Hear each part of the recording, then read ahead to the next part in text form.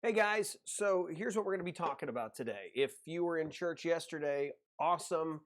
Something happened, some sort of tech issue where the audio didn't make it from the message up to the mixer board thingy for the recording thingy. So, anyways, here's what we're going to do today. I'm going to walk you through just kind of the gist of the passage, and I just want to talk to you about the passage that we read. So, Matthew chapter 4, verses 8 through 11. So, here's kind of the Cliff Notes version, Matthew 4, verses 8 through 11.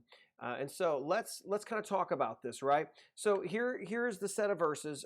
It starts with, again, the devil took him to a very high mountain and showed him all the kingdoms of the world and their splendor. So, okay, the beginning of this temptation, this is the third one now. Jesus has been told to break his fast, to take matters into his own hands, make food for himself. The second one was throw yourself off this pinnacle because force God's hand. It's written in the Bible. He should do all these things for you. And then here we are in the third one, right? And so the third one is he takes him up to a high mountain. We're not quite sure where this is. It's not obviously a literal mountain that's so high you can see all the kings of the world. That's not really the point of the text. But what's happening is he is seeing the world, the around him. So not quite sure what that looks like, except it does appear that maybe that's past and present kingdoms that he's looking at. It says in all of their splendor, some of your translations might say in all of their glory. And so he's showing them all of these kingdoms, right? These are everything that you could imagine is there. So imagine, Rome is looking at the skyline of Rome possibly and being able to see, what that city would look like, the power, the majesty of Rome, thinking about the expanse, going across to other countries and seeing, to be able to rule over places as with such a rich history like Egypt, to go and to recognize, even as far east, they're already starting to build parts of the Great Wall at this point in China. So imagine, he's being shown everything. And so now notice what else he is told, though. This is, he said, I will give you all these things if you will fall down and worship me. Now, here's what's important about this, right? This is a weird part of this temptation, right? Sometimes we forget this is a real temptation. Satan is saying, I am going to hand over all the kingdoms to you if you'll just fall down and worship me. Now, here's what he's asking for. It could be that what he's asking for is in this instant, look, fall down. It's a sign of like humility. I'm going to fall before you. I'm going to bow before you, and you are more important than I. But I do think that it could be that this is either an ongoing. I want you to constantly know that you look to me, or I want you in this instant to finally just bend the knee and show me that I am the one who should be due worship. Okay, that's that's that. Now recognize that this is a real temptation, which means that this is something that I think Satan is actually able to do. We forget that, right? The next set of verses, Jesus doesn't push back and say, hey, look, you can't give me those. No, the truth is, he is in control of those. Just a couple verses to throw at you, some ones to look at, right? You'll see that in 2 Corinthians 4:35, the Apostle Paul, he says that if our gospel it's veiled to those who are perishing. In their case, the God of this age has blinded the minds of unbelievers to keep them from seeing the light of the gospel of the glory of Christ, who is the image of God. So that's important, right? So Paul refers to him as the God of this age. If you look at John 12:31, Satan is called the ruler of this world. If you think about Daniel chapter 10, there's these images of this prince of Persia and this prince of Greece. These are demonic beings that are behind kingdoms. You'll look at something like, let me show you just in Revelation 13, right? So I'll put open my notes, see if I can get you in the text here. Yeah, look at Revelation 13. Let me just show you a couple things on this text. Um, Look right here. So the beasts are coming out of the water. The beast I saw was like a leopard, its feet like a bear's, its mouth was like a lion's mouth. The dragon gave the beast his power. This is Satan, right? His throne, his great authority. One of the heads appeared to be fatally wounded. The whole earth was amazed and followed the beast. They worshiped the dragon because he gave authority to the beast. And they worshiped the beast, saying, "Who is like the beast? Who is able to wage war against it?" The beast was given a mouth to utter boast and blasphemies. It was allowed to exercise authority for 42 months. Began to speak blasphemies against God, to blaspheme his name and his dwelling, those who dwell in heaven. And it was permitted to wage war against the saints and conquer them. And it was also given authority over every tribe, people, language, and nation. And all those who live on the earth will worship it. Okay? So this is key. Something you see in Revelation is the beast, the dragon, has the ability to hand over the kingdoms of the world to the Antichrist. So this is something that we should recognize, right? Is that Satan does have a grasp on the world. He does actually own the kingdoms. It seems like at the fall, those were handed over to him. In fact, if you look at Luke chapter 4, verse 6, he says in this temptation, and in the words in Luke, he adds in, "It has been given over to me." These kingdoms, right? These have all been given over to me. And so it does appear that at the fall, possibly, he was given these kingdoms. Just a couple things that Paul says, or 1 John says this, "We know that we are of God and the whole world is under the sway of the evil one." Our struggle is not, this is Paul, our struggle is not against flesh and blood, but against rulers, against authorities, against cosmic powers of this darkness, against evil spiritual forces in the heavens. Did you catch that, though? Paul is saying there's a spiritual war that's going on. John tells us that the world is under the sway of the evil one. And so this is a real temptation because Satan is saying, it's all in my hands. I own all of these. Now, we should remember a healthy biblical view of things is, truthfully, God is sovereign over all things. Satan has his little way down here, but all of that ultimately is under still the sovereign control of God. Think about the book of Job, right? Satan is having his way with the things of going on in Job's life, but God is ultimately the one who is allowing Satan to do what he's doing. And God can shut it off if he wants to, and God will, in the very end, as you'll see, will shut it off and finally do away with Satan. But that should make you think, church. I think you should be thinking about who really is in control. Have you ever wondered why? Why is it that nations seem to go from good to worse? Why is it that there's no area, no people, no nation, no culture that seems to go worse to good? Now, you'll see that it just seems like everything is always meant to go the opposite, always to kind of spiral out of control. Think about who's in control of culture. Who's in control of the message that we're being fed? You ever wonder, like, why is it that our world seems to be spinning, our culture seems to be spinning more and more and more away from God? It's by design. It's because ultimately Satan is in control of the things down here, okay? So that is what he holds in his hands, and he tells Jesus, I run this all. I am in control of all of these kingdoms. I'll give them all to you. You don't need the cross. I know you want to come and do this plan, but it's all due you, right? You made all things. Colossians tells us, right, that for everything was created by him in heaven and on earth, the visible and the invisible, whether thrones, dominions, rulers, authorities, all things have been created through him and for him. So it's all yours anyways. I'll just give it to you. Why do you have to go through the pain of the cross? Why do you have to do this stuff? Why suffer like that, right? Don't worry about that. I'll just give it to you. Just one little thing you got to do. One little thing. Just bow. Fall down. Worship me. And then it's all yours. Everything. You got to think about the kind of temptation, right, that this should be for Jesus. Because here he is. It's all his. Everything's for him, made by him, for him. And now he's being told it could all be yours. I'll just tweak everything, give them all to you. Like, it's yours anyways. But we'll do it the easier way, right? The easier way is just fall down. Worship me. That's a big temptation. All of it's supposed to eventually fall that way. If you read Psalm 2, he talks about that all the kings, they better obey and follow and worship the Son, right? Psalm 2, chapter 2, verse 10 and on. You look at like Genesis 49, the obedience of the peoples belonged to him as the Messianic king. All of this is meant to be for him. And what Satan is essentially saying is, we'll do it the easy way.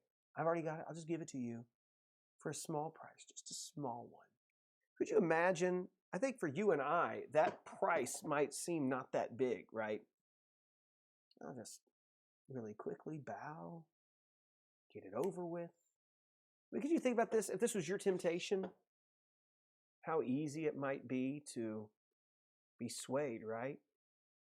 I mean, I can have all of this. I just do a quick, say the right things, do a thing.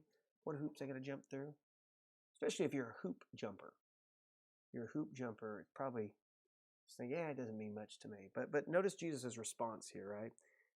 Jesus' response is pretty powerful. I think it's something for all of us to follow, right? Jesus said, "Go away, Satan, for it's written, worship the Lord your God and serve only him." And the devil left him, and the angels began to serve him. Okay?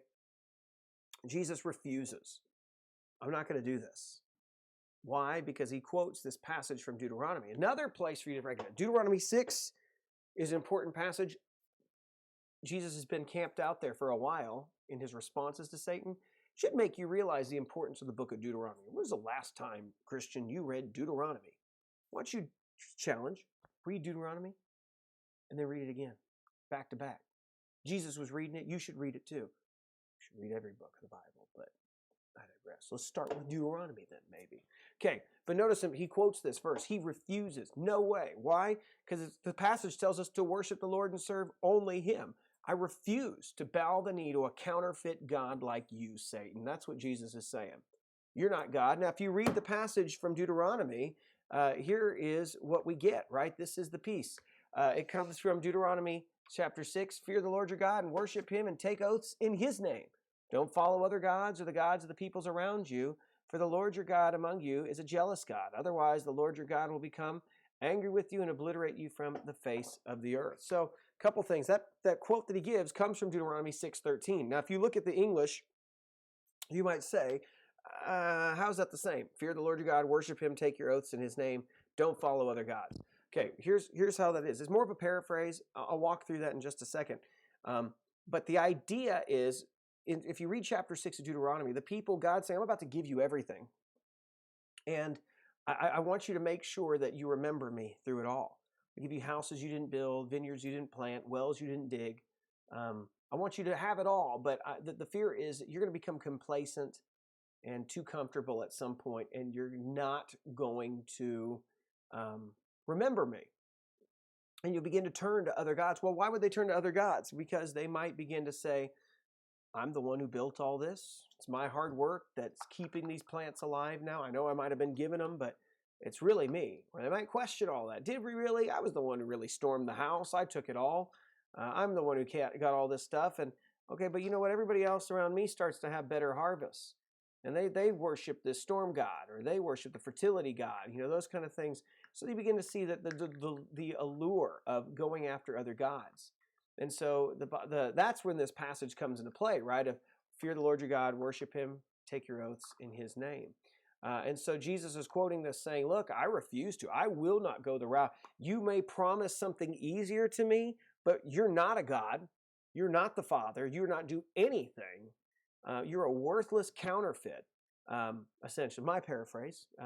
But then he throws out, fear the Lord your God, worship him, and take your oaths in his name, right? And so here's how that works. If you read what it means to fear the Lord, that comes from Deuteronomy chapter 6, verse 2. He actually says this, do this so you may learn to fear the Lord your God all the days of your life by keeping all his statutes and commands that I'm giving you, your son, your grandson, so that you may have a long life. Fear the Lord means I'm obeying. I'm going to serve God with a life of obedience. I'm going to walk through in a life of obedience. I would say that's pretty good at understanding what it really means to worship, right? To worship is to live a life that's dedicated to God, dedicated to following him, living out for him everything that he asks for me, not for what I want. What about this word worship? Because in this text it says, fear the Lord your God and worship him. Well, that same word worship is actually the word serve, right? To serve him, but it's a worship serve. we sometimes think about service in our day and age as I've shown up for worship, meaning I made it for the Sunday morning music part, and I served. I went to a work day, or I serve in the preschool. That's not what God calls you to. God does not call you to make sure you're at church real quick and make sure you serve in a preschool or some sort of class. No, to really truly understand what it means to fear the Lord, to worship Him, or the way Jesus paraphrases it, to worship the Lord and serve Him alone. That is truly a lifestyle.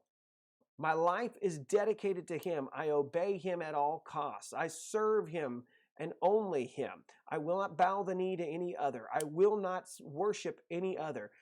If He tells me something to do, I belong to Him. To serve Him means that He is master, I am slave. If God wants me to do something, I do what He asks me to do. If He tells me that this is what's better for me, I do this. And so this is the passage, right? This is what it comes down to, is He is telling us what we need to do. And how we should live. And Jesus is saying, you've told me the easy way, but I submit to the way of God. I worship Him and I serve Him only. And I think it's quite interesting, by the way, in the text, that right after that, you'll see that it says that the angels came and began to serve Him. Now, the words are different between serve in that text and in that line, but I think it's also quite interesting that what do we see? Why is it that He says this, right? Serve the Lord only, right? And then who comes to serve Him at the very end of that are the angels, because He is God and worthy of all worship. Okay, so that's what I wanted to show you guys. It's a very fascinating passage. I do want to remind you that at some point, though, it's going to be a struggle in this life for you to continue to try to worship and serve Him only. Your interests will be divided. You will be constantly drawn towards the easy way or maybe a more difficult way. I've said this in counseling people before. Do you want the easy way or do you want the hard way that is God's way? Right? Sometimes God's road is not the simple road for you. Sometimes God's road is not the I just want to be happy, because God's ultimate plan for you is not that you're happy. God's ultimate plan for you is the plan that He's given for you, and it's one that means that you worship and serve Him. It will pay off in the end when you stand before Him one day. But that's not the ultimate plan, is that you just live an easy road, right? He didn't call us to ease. He said, take up your cross and follow me. Okay? So, just to be reminded is that one day, though,